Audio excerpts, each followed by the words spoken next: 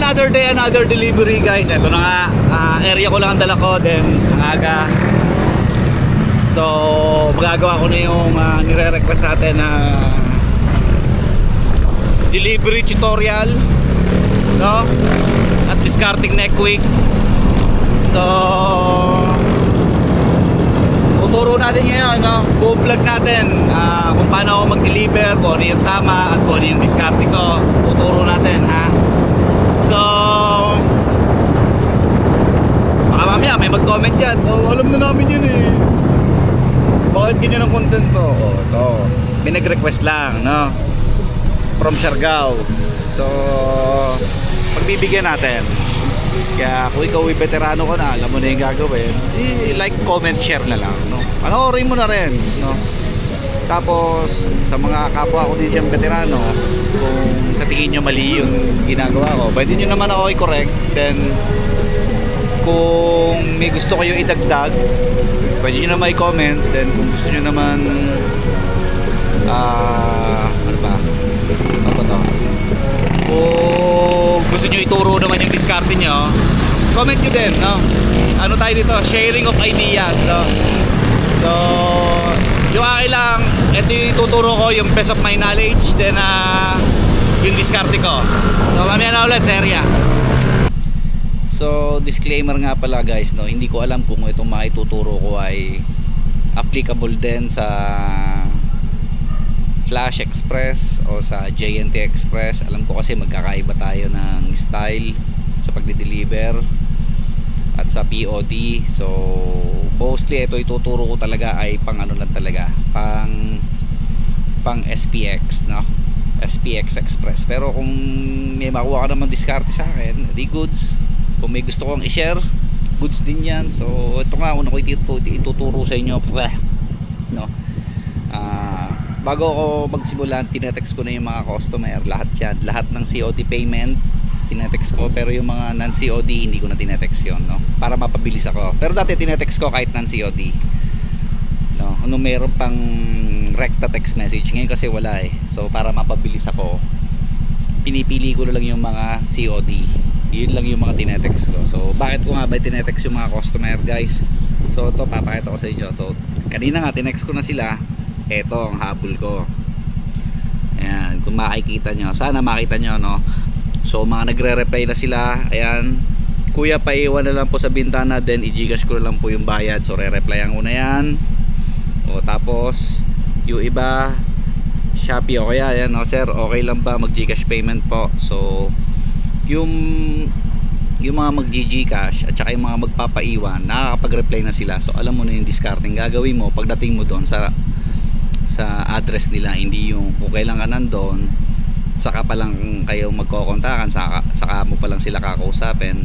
So ito akin para mapabilis ako, no? Ilang minuto lang naman yung pagte-text sa customer, siguro mga 10 to 20 minutes binibigay ko. Pahinga ko na rin yun, kumbaga relax mode, sinasabayan ko na ng soft drinks o pagkain, kung ano man yun. So yan, proceed na ako sa customer. So guys, ito, sunod natin yung POD, no? O yung proof of delivery. So pag tagas delivered naman guys, no, o kukunin naman ng customer, so ang POD dyan ay dalawa, no? Isang nakatutok dito sa ano niya, OID niya, then isa na background yung bahay. For example, ganito, itututok ko lang yung camera doon sa may waybill. Kailangan malinaw yung ano, yung OID, para hindi ka marong POD at o ma-invalid POD. So dali lang naman. Then sumunod, ilayo mo lang, background yung bahay. Gets nyo na, para maiwasan yung wrong POD, o invalid POD. Prove yan.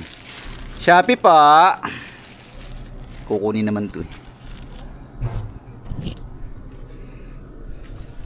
So pagka ganito naman non-COD, for example, no, wala sila madam, wala yung umorder, pero bayad na yung parcel. So I suggest, no, kung ilulusot nyo yung parcel sa gate, i-text nyo yung customer, no, na nilusot nyo na sa gate, o kaya antayin nyo silang mag-reply. Pero sa akin kasi, ang diskarte ko, iniiwan ko na sa loob kasi kabisado na ako ng customer. Kumbaga, kilala na ako. Kumbaga, ayun na yung style ng delivery ko sa kanya. For example, ito, ilulusot ko lang sa gate.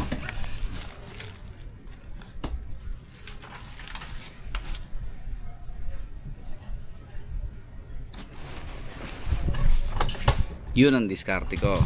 Pero syempre, kayo, sa mga bago, hindi ko isasuggest sa inyo na gawin nyo yun, no? Kumbaga kasi 3 taon ko ng customer sila. So, ayun na yung nakagawian na namin. Kumbaga, kabisado na nila. O ayun, alam nila na ganun yung gagawin ko, no? At sila din naman ang nagsabi na no, naiwan na lang ng iwan. So, sa mga bago, suggest ko i-text yung customer na, ma'am, iniwan ko po dito, iniwan ko po sa loob ng gate, nilusot ko na po sa loob ng gate, or iniwan mo sa kapitbahay, kung kanino mo iiwan, ha? Te-text nyo para hindi na aalarma yung customer, no? Kayo kasi ano ko na yun, kumbaga nakagawian na namin ng customer na yun, kilala niya ako, kilala ko siya, so hindi na kami hirap pagdating sa non-COD. Kaya hindi ko na rin tinetext yung mga non-COD dahil doon, no? So, sunod tayo. So ito ay isa pang example na nilulusot ko lang yung parcel sa gate, no? Kasi ito ay bed spacer. So may dagdag ko lang kanina, guys, no, sa inyo na kung bago kayo at hindi kayo kilala ng customer, hindi nyo kilala yung customer, hindi nyo pa kabisado yung bawat isa, suggest ko lang, guys, no, na i-text nyo o tawagan nyo yung customer, no, para ma-confirm kung ipapaiwan ba niya yung parcel o hindi, no. Idagdag ko lang, kailangan kasi yun so dapat alam nyo din yun para maiwasan yung pag-report, no, kasi baka mamaya may report kayo, syempre hindi kayo kilala ng customer o nagulat yung customer, hindi niya malaman kung saan nakalagay yung parcel, di ba? So, ilo naman. Tapos ito, kila Boss Chris, no? May tao naman nata dito. Shopee po, boss. So, wala. Ay, ito pala. Boss, parcel mo.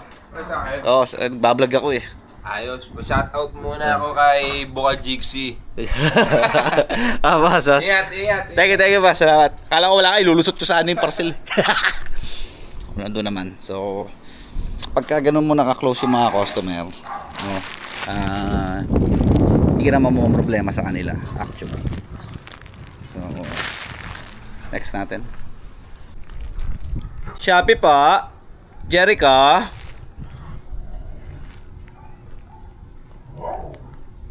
So, pagka ganyang wala lumalabas ng bahay, so, ang gagawin mo, di ba, na-text ko na nga siya, COD.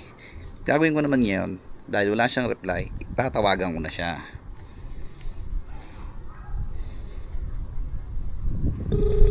Yan, nag-ring.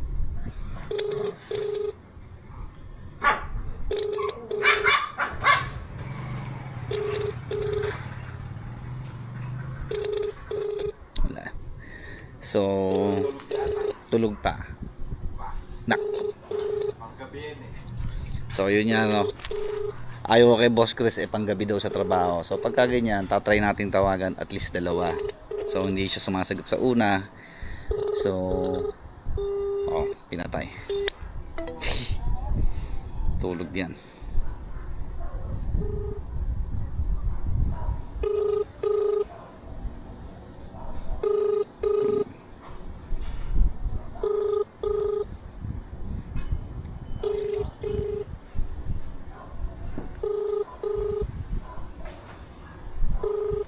So pagka mga ganitong tagpo, okay, huwag na natin muna istorbohin, no? O baka wala din sa bahay. So ang gagawin mo dyan sa pag on hold, screenshot mo na yung call logs, then screenshot mo yung text message mo sa kanya, proof na nagbitaw ka ng information sa kanya na may delivery siya. Then pag sa on hold reason, select unavailable for parcel. Picturean ko yung parcel, picturean ko na malayo sa bahay. So 2 ulit ang picture ng parcel, isa nakatutok sa waybill, tapos isa malayo. Yan. Then, i-upload mo yung dalawang screenshot. Yung text at saka isa call logs. Tapos yan. Lagyan mo ng remarks. Ako nilalagay ko sa remarks ay not responding. O, tapos confirm. So, sa mga magtatanong, bakit in-on-hold mo kagad? Bakit hindi mo balikan? Babalikan ko yan, syempre mamaya. Di ba may second wave naman tayo? So sa second wave, yung mga on-hold na yan, babahigin ko ulit. So para mamaya, in case na wala pa rin tao at wala pa rin lumabas dun sa address, hindi ko na siya i-on-hold. Gets nyo? Gets nyo? O, di ba? Pero pwede namang hindi ko siya i-on-hold, tapos mamaya na lang sa second wave, pag ikot ko ulit, kung wala lumabas, saka ako siya i-on-hold. Either way naman, kung ano yung maging diskarte nyo. Sa akin kasi ganoon ang ginagawa ko. So, para mamaya, mabilis na ako. Kung tumawag ako sa labas ng bahay nila, tumawag ulit ako sa cellphone niya at wala ulit lumabas, walang sumagot, wala pa rin nagre-reply, naka-on-hold na, diba? So, next tayo. Pababa ko pa lang ng motor, hindi ko pa nakukuha yung parcel, tinatawag ko na sila. Shopee po, Len. Para ngayon, aware na sila na nasa labas ka.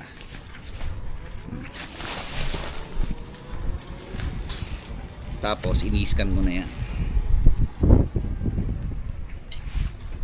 Para alam ko na yung presyo. Madam, ano po? Yan, may-scan nyo isa. Bali, 65 tsaka 25, bali 90 pesos po yung dalawa. Diba? Kumukuha na sila ng bayad. Tapos, habang nakuha sila ng bayad, diretso na akong POD. Dalawa, dalawang parcel. Isang nakatutok sa malayo.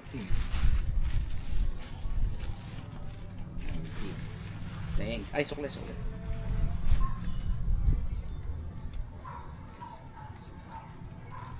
Thank you, madam. Salamat po.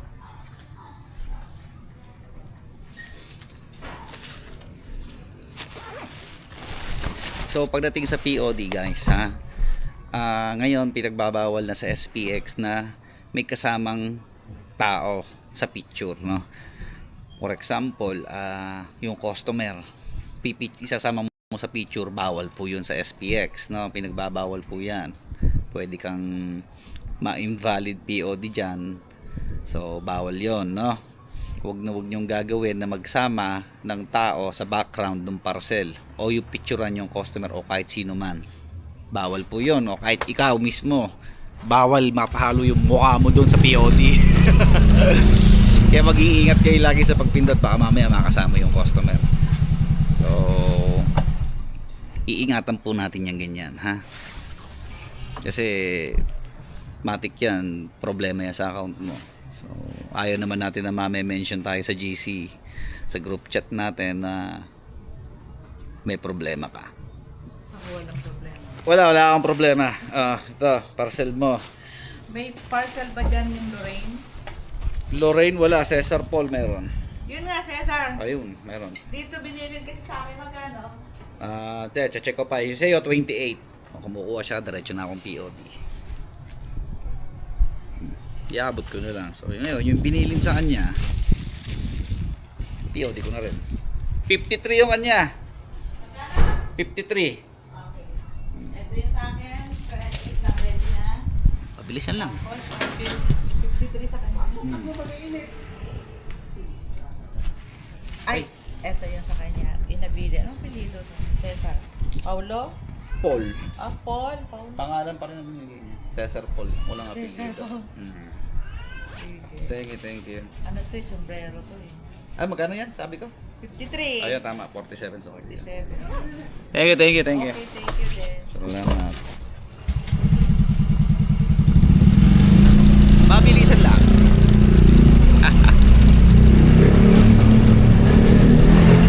So, next tayo. Yan. Nga pala guys, madagdag ko lang din, no? Yung sa mga non-COD na parcel, no? So, kaya ko sinasabi sa inyo na i-text nyo yung customer na nailusot nyo na yung parcel. sa gate o may iba kayong pinag-iwanan. So medyo mahigpit ngayon si Shopee o si XPX pagdating sa PNR, no, tinatawag na parcel not received. So pwede kang ma-pull out, pwede kang ma-return to agency o naman yan, o pwede kang masuspinde dahil dyan. So ingat kayo, no, make sure nyo na na-confirm ng customer na pwede nyong ilusot yung parcel sa gate o iwan sa kapitbahay. Kung wala sila, ha, mahirap na, baka ma-report kayo. Sayang ang trabaho. So deliver muna ulit ako. Pagka ganito naman na medyo sala yung pwesto ng motor ko sa harap ng, hindi nakatapat sa harap ng bahay ng customer, ginagawa ko na bago pa ako lumapit, ini-scan ko na. Tapos habang naglalakad ako sa kanila, pini-POD ko na para pagdating ko doon naka-ready na. Mamaya. So tulad ko, no, na magpo 4 years na ako dito sa area ko. So alam ko na kung yung bahay walang tao o wala. Walang tao, wala. Kung may tao o wala. So, kaganyan, ire-ready ko na yung tawag. So unable to complete your call. Hindi matawagan. Sorry. Isa pa. Para ma-confirm na hindi talaga matawagan yung number. Unable to complete your call. Okay. Tapos tatawag ako sa labas ng bahay. Shopee pa! Kasi nga alam ko na walang tao sa bahay. At alam kong wala naman lalabas dyan. So, ayun. Screenshot na ng call logs. Screenshot ng text mo sa kanya. On hold, recipient unavailable. Picture malapit sa parcel. Picture na malayo, background yung bahay. Tapos upload mo. Sama mo yung dalawang screenshot. Tapos not responding. Inulit ko para malinaw sa inyo. Pag on hold, 4 na POD o 4 na picture. So huwag kayo mag-alala, mamaya sa second wave kasama ko pa rin sa pag-ikot dyan. Iikutan ulit natin yan. Isasama ko sa bahig. Yan. Kaya mag-alala, tuturuan ko kayo ng daang matuwid. Haba ng magiging vlog na to. Tinuturuan ko yung mga tutorial ako. So yung mga anomalya, hindi ko ituturo sa inyo. Ang ituturo ko sa inyo, yung diskarte ko at kung ano yung tama. Okay? Text customer. Kaganito magkakadikit ang bahay. Sabay-sabay ng delivery to. Pakita ko sa inyo. Ayan. Makita nyo.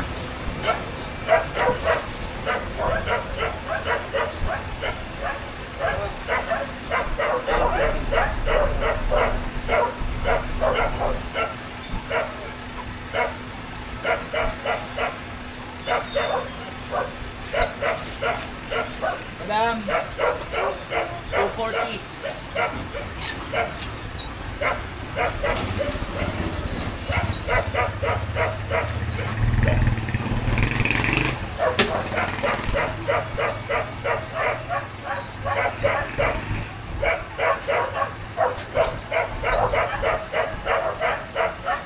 Meron pa dalawa dito. Patawag naman tayo dito. Shopee po, Tatsuki.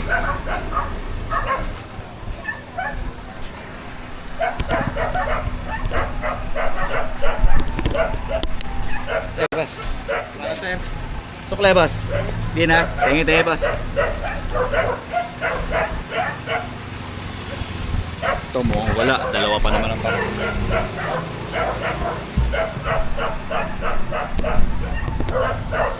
So kung may gusto kayo i-correct sa akin, correct nyo ako, ha.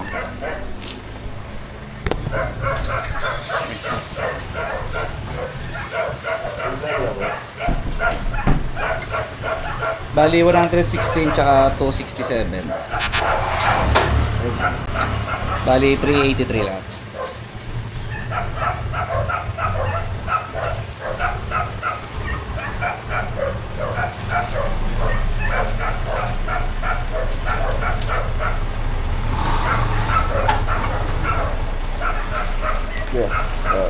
Ay. Alright. Nagpo-vlogging pa kasi eh.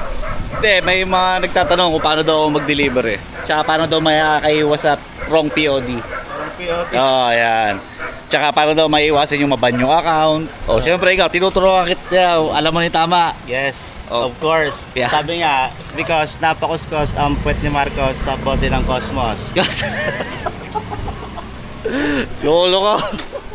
Basta mga lagi nyo lang tatandaan guys, no? Para makaiwas na magkaroon ng problema yung mga account natin sa pagdi-deliver sa SPX, no?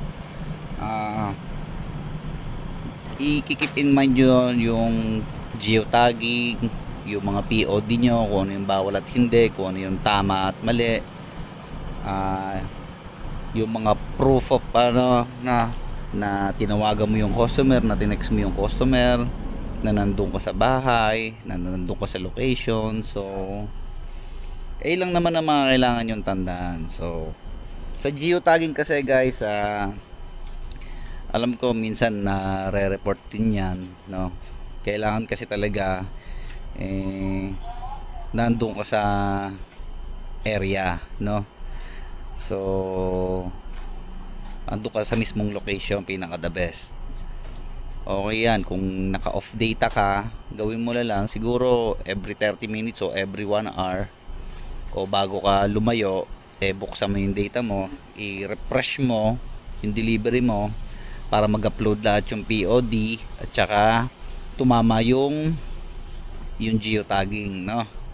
So lagi nyo lang tatandaan guys, no? Pag magdi-deliver, pag pinicturean tong waybill, yung OID kailangan malinaw. Then yung background sa bahay, no? Wag tayong magpipicture ng kasama yung customer o ibang tao sa POD, no? Bawal yon. Kailangan parcel lang at saka yung bahay, no? Yung location lang. Hindi pwedeng may kasamang tao, madadali ka diyan. So sunod, yun na nga, geotagging, no? Huwag nyo kakalimutan na kailangan malapit ka doon sa area o nandun ka mismo sa area, no? Pinaka the best talaga nandun ka na sa area. Kaya ako, ginagawa ko, ino-on-hold ko na eh. Ginagawa ko every 30 minutes nagbubukas ako ng data. Nire-refresh ko siya para ma-upload lahat, no? Wala akong maging problema. Kasi minsan nagkakaroon ng problema pagka yung naka-off data ka, tapos may mga POD minsan na hindi na-upload. Alam yan ng mga veterano, no? Pagdating sa on hold may kulang o kulang ka nung kulang ka POD, sabihin sa'yo. So para maiwasan natin yung gano'n at magkaroon ka ng kaso na invalid POD o wrong POD. So lagi nyo tatandaan yon. Then pag on hold, no?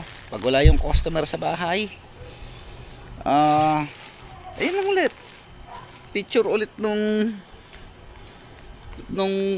waybill na may malinaw na OID, then background ulit ng bahay, then screenshot ng call logs at screenshot ng text message. Lahat yun i-upload, no? Either basta ako ginagamit ko lang unavailable, no?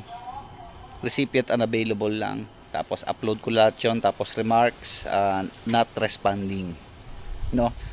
Pag reschedule, so kailangan may text si customer na nire-reschedule niya ng ganitong araw o bukas via text message, o kaya nakausap mo siya sa phone call. Syempre may duration yun para maging valid siya, no? Lagi niyong tatandaan nyo. Tapos pag cancel naman yung parcel, so yun, para ka lang naman din nag-on hold, picture ulit nung waybill, then background yung bahay, then kung nakausap mo siya sa phone call, so 10 seconds yon pataas, so screenshot mo yon, kailangan ganon. Then pag ano naman, pag ano ba to, pag text message naman yung yung proof na kinakancel ng customer, so ayun, screenshot nyo lang din. Basta kailangan tama lagi yung POD nyo, no? Ay lang naman yung mga kailangan, itinuturo din naman yan sa hub, no? Pero syempre, may nag-request, no? O paano nga ba daw makakaiwas para maban yung mga account? O, ayan. Ayan na yun. No? At saka yung pinaka-critical ngayon, no? Yung ma-report ka ng parcel not received. Kaya kung bayad na yung parcel, o iiwan mo sa kapitbahay, o ilulusot mo sa gate, kailangan nyo pong i-confirm sa customer, no? I-confirm nyo sa customer. Hindi yung basta-basta iiwan nyo na lang. I-text nyo, tawagan nyo, ganyan. Tapos kasama yun sa pag-upload nyo. No? I-screenshot nyo yung conversation nyo na kunyari, sige kuya, iwan mo dyan sa katabing bahay. O kaya, sige kuya, ilusot mo sa gate. Screenshot nyo yun. O kaya yung kung nakausap nyo siya sa cellphone, screenshot nyo yung call logs. Basta kailangan may proof yun para hindi kayo ma-report, no? Kasi sa kanya, sabi ko nga sa inyo, kabisado na ako ng customer. Pero may mga customer pa rin ako na non-COD yung parcel, tinatext ko sila na nilusot ko na sa gate. Gets nyo? Okay. So, yun. Wala naman masyadong may tuturo pagdating sa delivery no? Ayun na naman din ang halos ang diskarte ko So, ang diskarte ko nga, tulad nga sinabi ko sa inyo, lahat ng first wave ko na wala sa bahay, naka-on hold na yon. Pero pagdating ko ng second wave, nakabahig ulit yon para maikutan, no? Kasi may mga ganyan wala sa umaga pero nandiyan ng hapon. So, alay natin, ma-deliver pa, di ba? Basta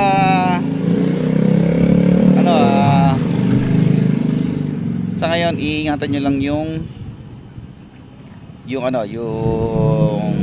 mga non-COD, guys. Kasi pag nag-report talaga si customer na hindi nila na-receive yung parcel, matik yan, baka i-charge siya yan, no? So ayaw naman natin mangyari yon. Kaya ayun, hanggang dito na lang muna yung vlog. Maghapit na ako. Putang ina, ilan pala na-deliver ko. So ayun, tulad nga ng paalala ko sa inyo, guys, no? Wag niyong pababayaan sa inyo sarili, no? Okay, kung may dadagdag kayo sa mga sinabi ko buong vlog, comment nyo lang dyan. Puta, pa okay na jersey, guys. Link sa comment section.